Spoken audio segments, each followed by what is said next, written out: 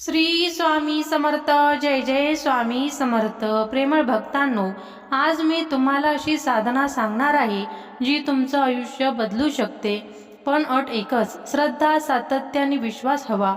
पिलो साधना खूप सोपी आहे, कोणालाही करता येईल अशी. एक साधा कागद घ्या आणि तुम्हाला आयुष्यात काय हवं आहे ते लिहा. जर इच्छा पैशाची संबंधित असेल तर हिरवा रंग वापरा, आरोग्यासाठी असेल तर निळा आणि प्रेम नाते संबंधासाठी लाल किंवा गुलाबी. ही इच्छा वर्तमान काळात लिहा, जणू ती आधीच पूर्ण झाली आहे. यानंतर तो कागद जपून ठेवा आणि उशीखाली ठेवून झोपा. झोपताना स्वामींचं नामस्मरण करा आणि ती इच्छा मनात अनुभवत झोपा. कारण झोपेच्या अवस्थेत मन खूप शांत असतं आणि ती ऊर्जा थेट आतपर्यंत पोहोचते. तुम्ही काही जण पाण्याद्वारे ही साधना करू शकता. पाण्याचा ग्लास हातात घ्या, स्वामींचं नाव घ्या आणि तुमची इच्छा मनात ठेवा. ते पाणी पिताना असा भाव ठेवा की ही कृपा माझ्या शरीरात पसरत आहे. एक लक्षात ठेवा, या सृष्टीत सगळं ऊर्जा आहे. तुम्ही जशी भावना देता तशीच ऊर्जा परत येते. आपलं आयुष्य 3 गोष्टीवर उभं असतं: विचारसरणी, श्रद्धा आणि मन. आपण लहानपणापासून जे अनुभव घेतो त्यावरून आपली विचारसरणी तयार होते. ज्या वातावरणात आपण वाढतो त्यावरून आपली श्रद्धा तयार होते. पण एक गोष्ट आपण बदलू शकतो, ती म्हणजे आपल्या मनाची दिशा. आपले विचार आणि भावना आपल्या शरीरावर परिणाम करतात. जर आपण सतत सकारात्मक राहिलो तर शरीरात आनंदी ऊर्जा निर्माण होते आणि जर आपण नकारात्मक विचार करत राहिलो तर त्याचा परिणाम शरीरावरही होतो. म्हणूनच म्हणतात, मन शांत असेल तर शरीरही निरोगी राहतं. आणखी एक महत्त्वाची गोष्ट, तुमच्या भावना व्यक्त करा, त्या मनात दाबून ठेवू नका. कारण दडपलेल्या भावना मन आणि शरीर दोन्हीवर परिणाम करतात.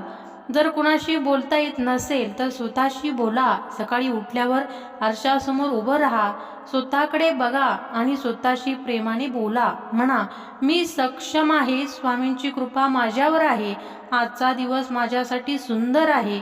स्वतःचं कौतुक करा, स्वतःला प्रोत्साहन द्या. कारण आरसा तुम्हाला तेच परत दाखवतो ते तुम्ही त्याला देता. प्रत्येकाच्या आयुष्यात समस्या असतात, पण दुःखी राहायचं की त्यावर उपाय शोधायचा हा निर्णय तुमचा असतो. समस्येवर नाही तर उपायांवर लक्ष केंद्रित करा. तुम्ही विजन बोर्ड देखील बनवू शकता. एका कागदावर किंवा भिंतीवर तुमच्या इच्छा चित्राच्या स्वरूपात लावा. त्या रोज बघा आणि स्वामींच्या कृपेने त्या पूर्ण झाल्या आहेत असं अनुभवा. जसा शेतकरी बी पेरतो तसंच तुम्ही तुमच्या इच्छांचं बी पेरा आणि मग त्यासाठी सातत्याने प्रयत्न करा. लक्षात ठेवा, श्रद्धा, प्रयत्न आणि सातत्य यामध्येच यश असतं. स्वामी समर्थांच्या नावाने सुरुवात करा आणि पूर्ण विश्वासाने पुढे चला. मनापासून म्हणा, श्री स्वामी समर्थ, आणि तुमचं आयुष्य बदलताना बघा. अनेक लोकांना प्रश्न पडतो, हे सगळं खरंच काम करतं का? मी तुम्हाला एक गोष्ट सांगते, अनेक स्वामी भक्तांच्या, साधकांच्या आयुष्यात खूप सुंदर बदल झाले आहेत. कोणीतरी स्वतःची मोठी गाडी घेतली आहे, कोणीतरी व्यवसायात प्रगती केली आहे. पण इथे एक महत्त्वाची गोष्ट समजून घ्या, ही साधना फक्त श्रीमंत लोकांसाठी नाही.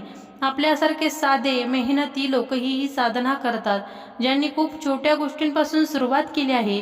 कोणीतरी लहान व्यवसाय करत होतं, पण श्रद्धा, मेहनत आणि सातत्यामुळे त्याचं आयुष्य बदलायला सुरुवात झाली. म्हणून ही गोष्ट पैशावर नाही तर तुमच्या विचारांवर आणि श्रद्धेवर अवलंबून आहे. ज्याला आयुष्यात पुढे जायचं आहे त्याच्यासाठी हा मार्ग आहे. पण त्यासाठी एक गोष्ट आवश्यक आहे, ती म्हणजे श्रद्धा. श्रद्धा कुठे ठेवायची हे प्रत्येकाचं स्वतःचं ठिकाण असतं. कोणाचा देवावर विश्वास असतो तर कोणी जप करतो, कोणी ध्यान करतो.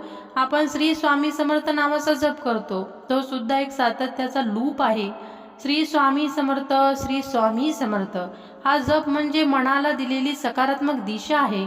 या सृष्टीत सगळं चक्रात चालतं आणि आपले विचारही त्या चक्राचा भाग आहेत. म्हणून जर विचार पेरायचे असतील तर चांगलेच पेरा. तुम्ही जसं बी पेरता तसं फळ मिळतं. नकारात्मक विचार पेरून सकारात्मक परिणामाची अपेक्षा ठेवणं हे शक्य नाही. म्हणून अवेअरनेस खूप गरजेचं आहे. मी काय विचार करते, कसं बोलते, कसं जगते हे पाहणं महत्त्वाचं आहे. सुरुवातीला थोडं कठीण वाटेल,